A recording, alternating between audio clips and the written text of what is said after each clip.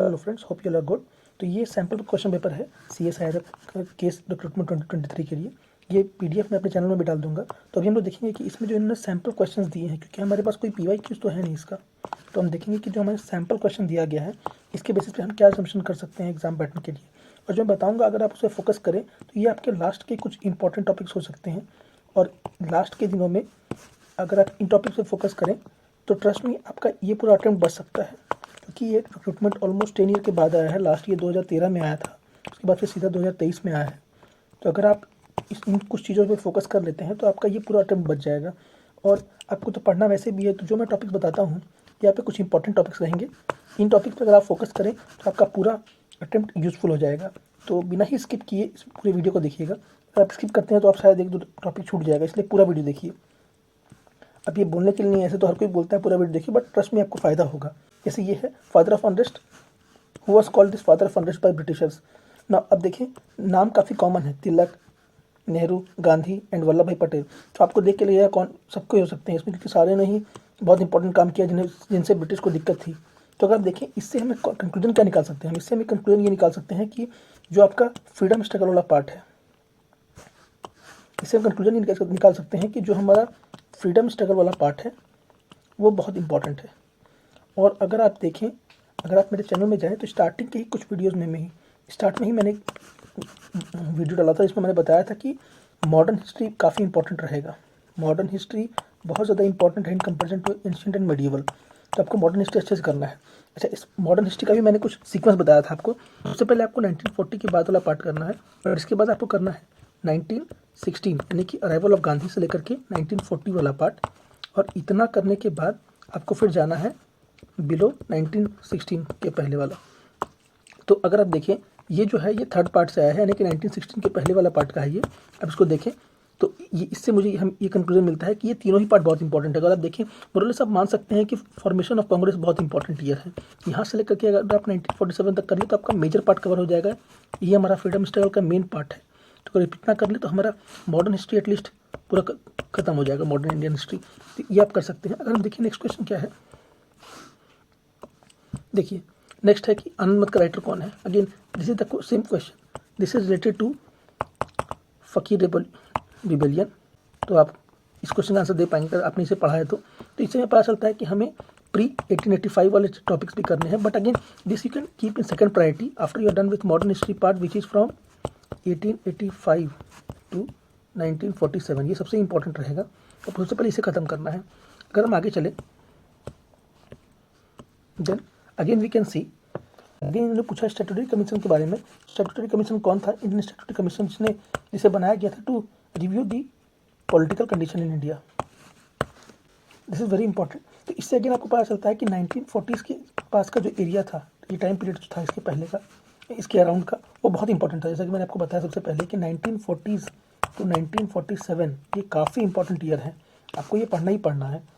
तो अगर हम आगे देखें, इसके बाद का जो टॉपिक है, हाँ, ये Bhoodan movement. Again you have to understand किसने किया था। Again it was Vinoba Bhave, all of you must be knowing. Again you have to understand that ये सारे पार्ट वो हैं जो मॉडर्न इंडियन हिस्ट्री के पार्ट हैं। अगेन आप देख सकते हैं अभी तक हमें 4 क्वेश्चन मिल गया है, चारों के चारों मॉडर्न इंडियन हिस्ट्री का है।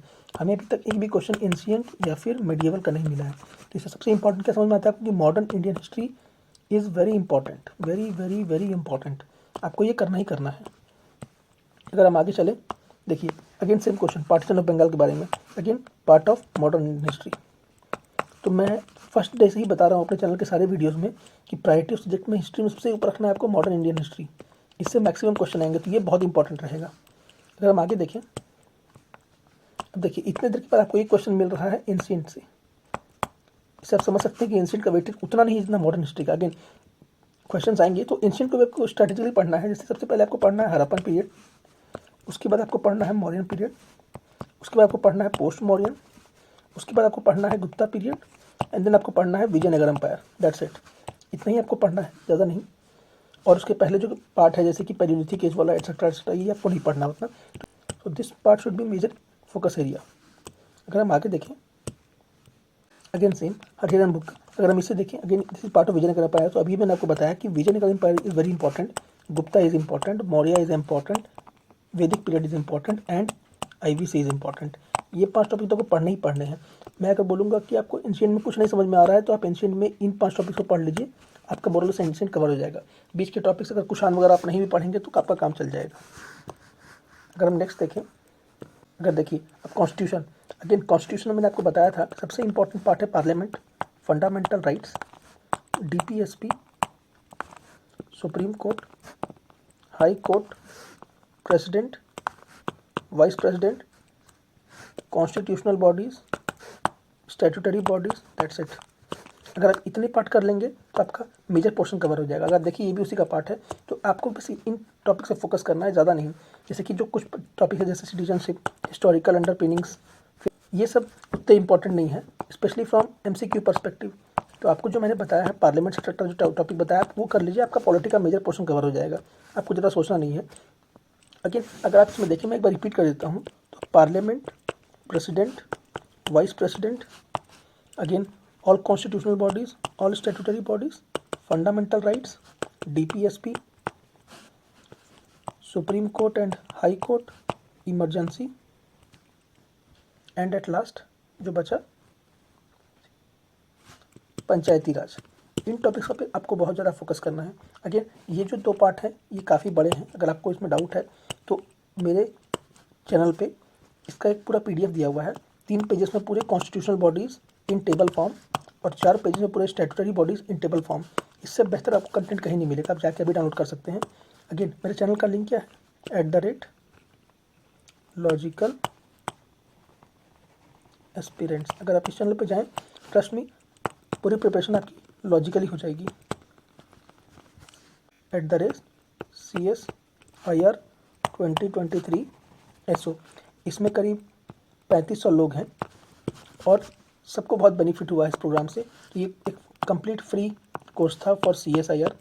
इसमें आपको बहुत कुछ दिए गए थे, तो आप देख सकते हैं ये पूरा, अगर आप जाएँ तो आपको पूरा कंटेंट वहाँ अभी भी मिल जाएगा, तो आप उसे बहुत स्ट्रैटेजिकली कवर कर सकते हैं। वहीं पर मैंने स्पेक्ट्रम जो कि बुक है फॉर मॉडर्न इंडियन हिस्ट्री, इसकी पूरी समरी डाली हुई है मैंने। अगर आपने नहीं भी पढ़ा है अभी तक तो you can go and quickly complete it by summary. अगर आपने पढ़ लिया तो it will act as a good revision material. तो फिर भी आपको जाके चैनल में चेक करना चाहिए, you must join that channel. अगर हम आगे बढ़ें, again the same national education policy, this shows the recent policy decisions are very important. अभी और कौन कौन सा पॉलिसी आया, like you have got national space policy recently, national logistics policy, ये सारी पॉलिसी इंपॉर्टेंट हो जाएंगे। आपको जो ब्रॉड एरियाज़ हैं पॉलिसी के, जैसे कि हमने बताया NEP एक हो गया, फिर national space policy, national logistics policy, तो इन पॉलिसीज़ पे आपको बहुत ज़्यादा ध्यान देना है, बहुत ज़्यादा, ये बहुत इंपॉर्टेंट रहेंगे। अगर हम आगे देखें, yes again TRAI, so this shows what statutory bodies, जैसे मैंने आपको बताया, मैंने आपको बोला statutory bodies are very important. You can see the example, a direct question has come from TRAI, again it is for telecom, that is easy. But अगर आप देखें कि ये पोर्शन काफ़ी ज़्यादा इंपॉर्टेंट है स्टैट्यूटरी बॉडीज़ का, तो again you can go to my channel and get a 4 pages PDF to complete all the statutory bodies once and for all, that too in table form. इसमें आप relatively याद कर सकते हैं, एक दूसरे को रिलेट करके, रिलेटिव देख के इनके प्रोविजन कैसा है, ये आपको बहुत हेल्पफुल होगा। अगर हम आगे देखें,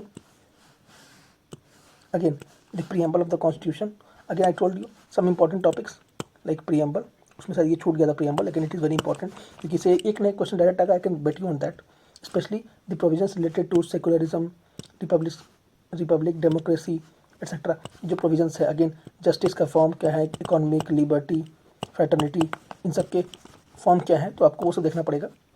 स्पेशली इसमें आप फोकस कर लीजिए कि जस्टिस से कौन कौन सा पार्ट दिया हुआ है, justice, social, economic, political, equality of status and opportunity, liberty of thought expression, belief, faith and worship, और लास्ट फ्रेटर्निटी। सो आप अगर प्रीएम्बल को याद कर सके तो बहुत अच्छी बात है, बट अगर नहीं भी याद होता है तो you can learn the major portions of preamble, that's it. If we go next, again this is a conceptual question, totally conceptual question.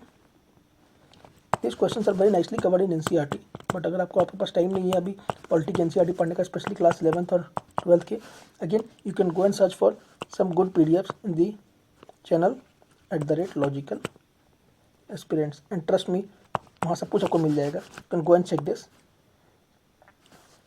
सो आपको ये सब कॉन्सेप्चुअल क्वेश्चन तो आपको ये सब कॉन्सेप्चुअल क्वेश्चन बनाने में काफ़ी ईजी हो जाएगा. You must go and check that and also do check the group CSIR 2023 SO. ये बहुत इंपॉर्टेंट ग्रुप है. करीब 3500 मेंबर्स बेनिफिट कर रहे हैं प्रोग्राम से. तो you can go and check it. So if you go next, yes, so if we see again Government of India Act 1935, I told you the portions above 1916 are very important. Again, see, question came from 1935. The question did not come from previous provisions. It is mainly related to 1935. So जो भी Government of India Act है 1919, 1935 वो बहुत important है specially. और हाँ, वो 1909 वाला भी parliamentary reform. So these things are very important. Again you can get a direct PDF, वो ग्रुप में शायद मैंने डाला हुआ है. You can go and check it. तो ये बहुत ईजी है, ये आप आराम से कर सकते हैं. So if you go next, again direct question from the lists. को पता है 3 लिस्ट है, state list, union list and concurrent list. तो ये बहुत सिंपल क्वेश्चन है. Union list, concurrent list and state list, ये सब लोग पढ़ते हैं. तो अगर आप थोड़ी सी पॉलिटी पढ़ी तो you must have read about this 3 lists. This is the basic of polity, आपने जरूर पढ़ा होगा. तो ये सब क्वेश्चन ईजी हैं, उतने टफ नहीं हैं. Again if you see next, now here comes the question of current affairs. हम देखते हैं करंट अफेयर्स में हमें कैसे टॉपिक्स पढ़ने हैं. तो बहुत इंपॉर्टेंट रहेगा आपके लिए. If you see in current affairs, then again Nobel prize, of course very very important. Nobel prize तो पढ़ना ही पढ़ना है आपको किसी भी हाल में. Nobel prize is very important. And in this also you don't have to read much, just read the name of the people in all 6 categories. That's it. इतना ही पढ़ना है. and if possible in what categories and for what purpose. जैसे उन्होंने क्या discover किया है या कोई पेपर लिखा है या क्या किया है, तो ये इंपॉर्टेंट है. तो again what you have to do, Nobel prize के टॉपिक्स देख लेने हैं, पर्सन जिनको मिला है वो देख लेना है, और क्यों मिला है वो देख लेना है. बस आपका काम हो जाएगा. Don't have to read much. Again if you go next, again the same thing, name of volcanoes. So these things you can find in current affairs PDF. If you go and get any good PDF, you will find it. It is not a big issue. अगर आपको नहीं मिलता है तो within a day or 2 I am posting the current affair material in the group, and trust me, it will be very short and it will cover most of the current affairs. You don't need to bother about it. बहुत छोटा रहेगा. I don't think it will be more than 5 to 6 pages, but again it will cover all the relevant current affairs. So it will be very important. Of course you cannot solve all the questions of current affairs, ये तो possible ही नहीं है, but it will hit at least 70 to 80%. 70 to 80% का hit ratio तो रहेगा ही minimum. So you can go and join the challenge now. You will get it at the appropriate time.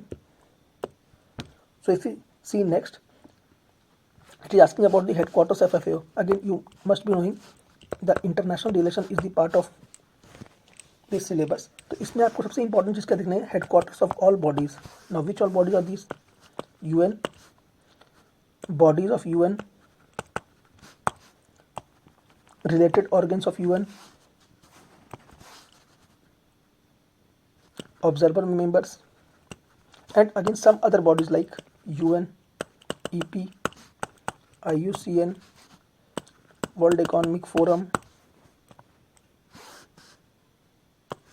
That's it. So if you complete the headquarters of all, देखिए ज़्यादा नहीं पूछा है, देखने में क्वेश्चन लग रहा है बहुत complicated. Again they have asked about committee of codex and etcetera etcetera, but आपको देखना है कि ओनली हेडक्वार्टर इज इंपॉर्टेंट. तो आपको इससे डाइवर्स नहीं होना है. If you read this part तो यू विल गेट कन्फ्यूज कि इसमें क्या पूछा है, but this part is only important. That he has asked, it has asked the headquarter of FAO. That's it. तो आपको बस सारे के हेडक्वार्टर याद कर लेने हैं. Just go and remember the headquarter. That's it.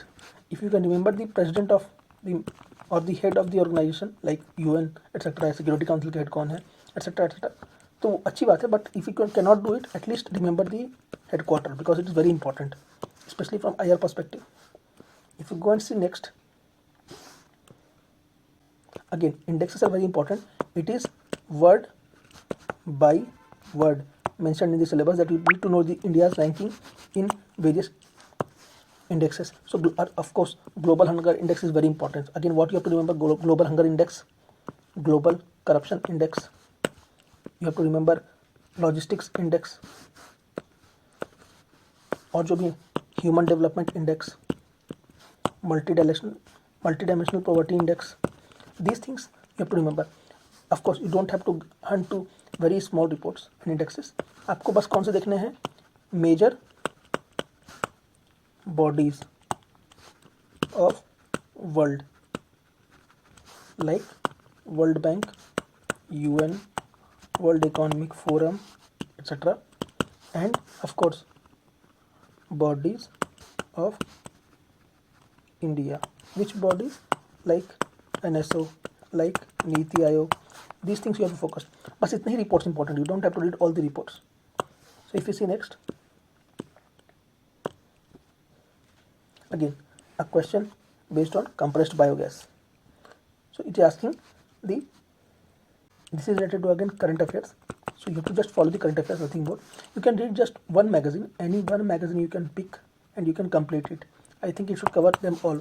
Just one magazine is enough. So you don't have to hunt for multiple resources. Just read one magazine, that's it. Don't have to bother much. So if we go next, again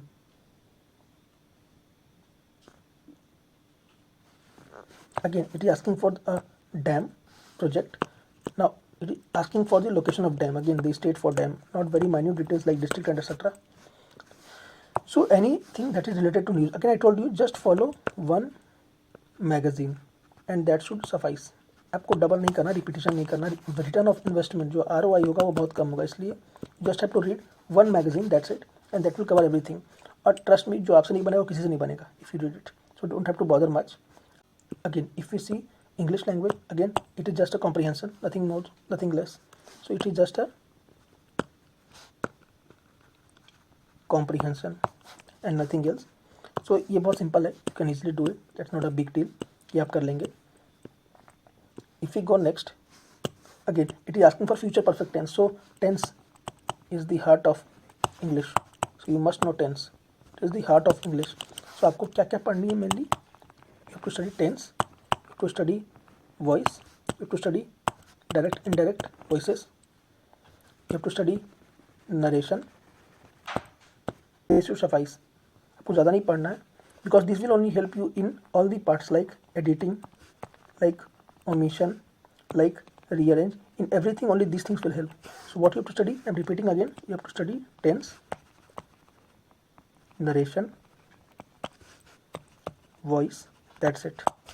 अगर आप इतना ही पढ़ लेते हैं, अभी समय नहीं है पढ़ने का, if you can read this much only it will be very helpful. So if you see next, again it is asking us for tense. Again you can see tense. So it is asking mainly for tense. Again one more thing I forgot is the parts of speech. Of course this is very important. Noun, pronoun, adjective, verb, adverb, preposition, conjunction, interjection. So parts of speech is very important. I forgot this. Pardon me for that. So इतना ही चीज़ आपको पढ़ना है. Again I repeat, parts of speech, tense, narration and voice. This much if you can study, then it should be good to go. Again the same thing, adverb, preposition, these all are parts of speech. Again if we see next, the last question, conditional sentences. Now again conditional sentences, these are simple types of sentences, you can study it. Types of sentences like conditional, affirmative, interrogative, etc. There are various types of statements. So if you see overall, what is the conclusion? What conclusion can we draw? Conclusion is most important is modern Indian history. Then after some important topics of polity which I told you. If you don't remember, go and check it out. After that in English, few important topics like parts of speech, tenses, narration, voice, etc. And in IR, the most important thing is the headquarter. And in the current affair, most important recent awards like Nobel Prize, recent places in news, and recent policy decisions. That's it. If you can read this much, you should be good to go for paper 1. This much would be enough. And of course, if you like it, please do subscribe the channel. I'll give more content now as the time goes. I'll try to post at least one video daily, जिससे आपका पूरा plan हो जाए अगले 7 to 10 to 15 days जिनका जितना time बचा होगा. This will be very helpful. And again, you can go to the Telegram channel and you should subscribe it. This is very important as I keep posting. अगर आप खुद से भी जाकर देखें, you'll find a lot of content for CSIR.